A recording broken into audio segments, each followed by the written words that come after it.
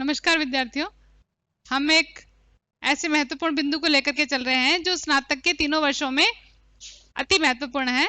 स्नातक के तृतीय वर्ष के लिए तो ये सीधे सीधे पाठ्यक्रम के अंतर्गत आता है, जिसमें उनसे इसकी परिभाषा, इसके लक्षण और इसके उदाहरण तीनों ही पूछे जाते हैं। और स्नातक के द्वितीय प्रथम वर्ष की बात करें तो उनके लिए सिर्फ ये जानना जरूरी है कि किस प्रकार इस छंद की पहचान होती है, क्योंकि किसी काव्यांश का यदि भावार्थ आपने लिखा है तो भावार्थ के साथ आपको एक और चीज लिखनी पड़ती है, वो होता है विशेष, जिसमें आप भाषा, छंद, अलंकार, गुण, रीति इत्यादि की चर्चा करते हैं। तो आपके लिए बहुत जरूरी होता है पहचान करना कि ये कौन सा यहाँ पर छंद है, और वो पहचान किस प्रकार होगी उसकी चर्चा हम कर रहे थे। इससे पहले का जो हमारा वीडियो था उसमें हमने छंद की परिभाषा, छंद किसे कहते हैं, छंद शब्द का मतलब क्या है, इस शब्द की व्युत्पत्ति कैसे हुई है, और साथ ही चार प्रमुख छंदों की चर्चा की थी: दोहा, सोरठा, रोला और चौपाई। बहुत कॉमन से छंद है और बार बार परीक्षा में इन पर बहुत सारे प्रश्न पूछे जाते हैं।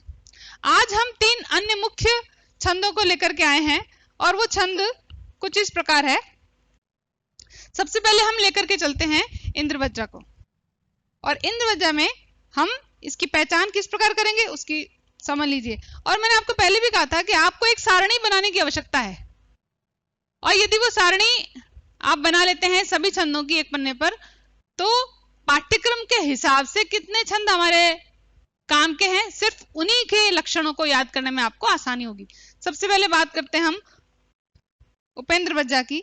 ये एक समवर्ण व्रत है। सबसे पहले समवर्ण व्रत, व्रत हम उसको कहते हैं जहां पर समस्त चरणों में मात्राओं की या वर्णों की संख्या बराबर बराबर होती है। साथ में क्रम गणों का कण किस प्रकार मिलता है, 2 तगण और 1 जगण, और साथ में 2 गुरु। 2 तगण, 1 जगण और साथ में 1 2 गुरु।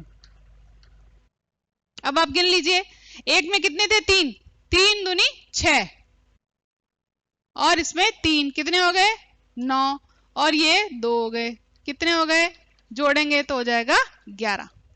यानी कि इसके अंदर वर्णों की संख्या क्या होगी, 11 होगी।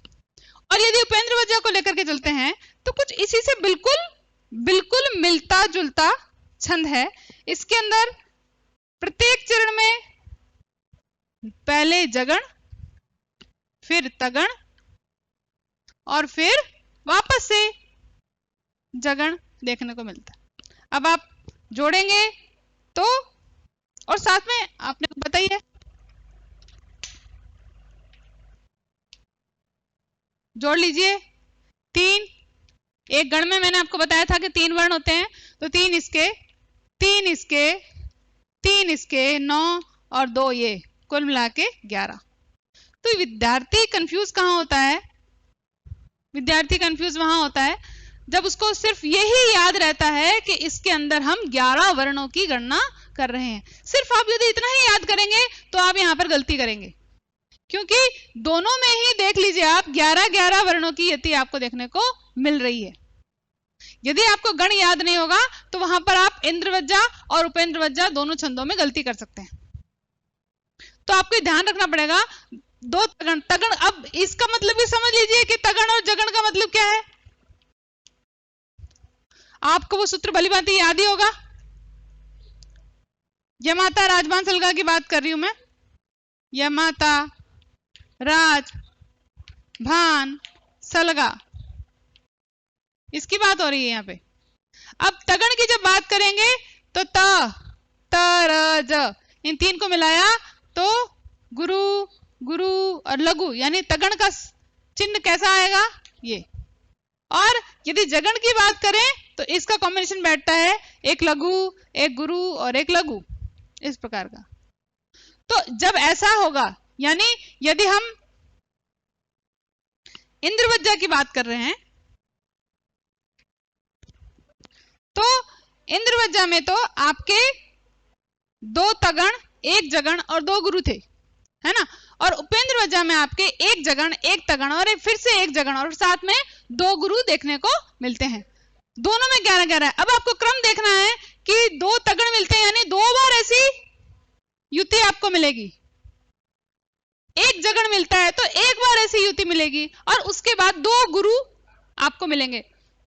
बिल्कुल इसी प्रकार उपेंद्र वज्जा में इसकी बात करते हैं तो जगण तगण जगण का यानी एक बार इसका फिर इसका और साथ में 2 गुरु। बड़ा आसान सा उपेंद्र वज्जा का आपने उदाहरण बहुत बार सुना हुआ है, वही उदाहरण मैं आपके लिए यहां पर लिख देती हूं, आपको बड़ी आसानी होगी।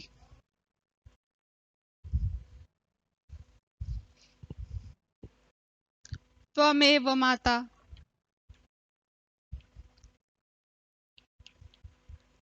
त्वमेव माता च पिता त्वमेव। अब आप दूसरी लाइन में लिख लीजिए त्वमेव बंधुश्च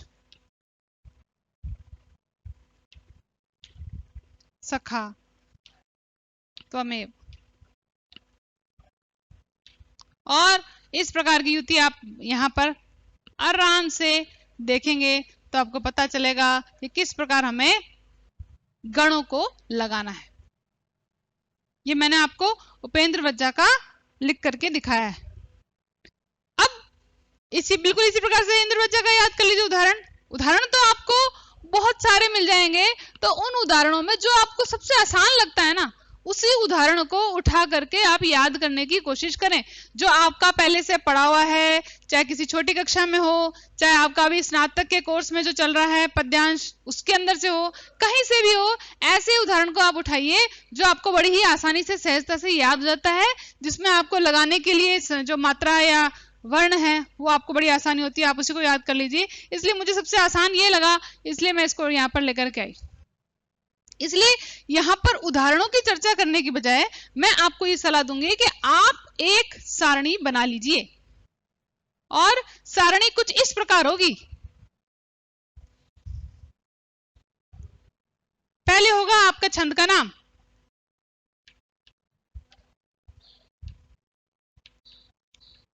फिर आप बनाइए कि छंद का प्रकार से क्या मायने, प्रकार से मेरा मतलब यह है कि वो छंद आपका वार्णिक है या मात्रिक है, और वार्णिक और मात्रिक में भी समवार्णिक है या सममात्रिक है, किस प्रकार का है इस चीज का वर्णन। उसके बाद लक्षण, उसमें किस प्रकार गणों का क्रम लगता है या कितनी मात्राएं हैं, कितनी मात्राओं के बाद यति लगती है, अंत में लघु गुरु आता है, 2 गुरु आते हैं या गुरु लघु आता है, किस प्रकार का आपका वो बैठ। अब संख्या किसकी, संख्या किसी की भी हो सकती है, वर्णों की भी हो सकती है और मात्राओं की भी हो सकती है।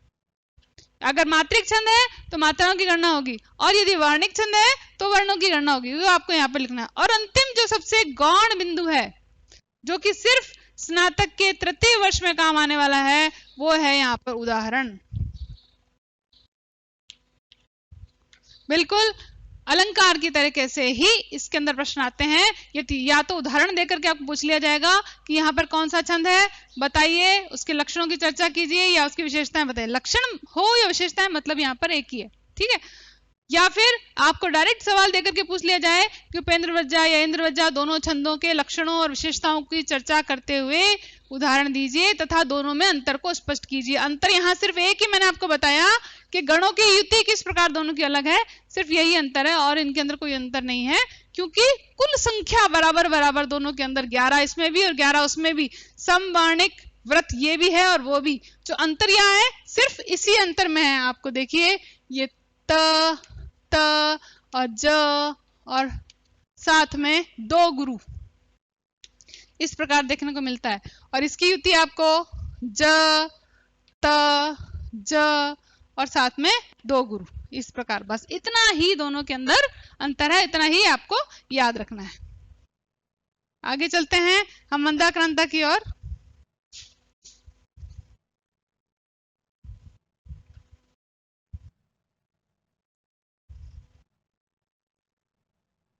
मंदाक्रांता छंद जो है उसमें किस प्रकार आपको गणों की युति मिलती है उसको समझ लीजिए। इसमें म भ, न, त, त और दो गुरु। दो गुरु को याद करने के लिए हम किस प्रकार लिखते हैं, वो याद करने का तरीका ये है, हम इसको गा और गा, दो बार गा गा लिखा जाता है। उस सूत्र को याद रखने के लिए हम पीछे इसके दो बार गा गा लिखते हैं। पहला म है तो पहला एक बार मगन होगा, फिर भगन होगा, फिर नगन होगा, फिर दो बार तगन होंगे और साथ में दो बार गुरु होंगे। अब आप गिनिए, ये कितने हुए वर्ण, कितने हुए? तीन। मैंने आपको बताया कि एक गण में तीन वर्ण होते हैं, तीन वर्णों की युति को ही हम गण कहते हैं। तीन तीन तीन, और ये कितने हो गए? 6, और ये दो मात्राएं। अब गिनिए, 3 3 6 3 9, 9 और 6 15 और 2 17, यानी कुल मिलाकर के 17 वर्णों का संकलन यहाँ पर आपको देखने को मिलेगा मंदाक्रांता में। तारे डूबे, तम टल गया, छा गई व्योमलाली। उदाहरण पे लगा के देखिए आप। तारे डूबे, तम टल गया, छा गई व्योमलाली।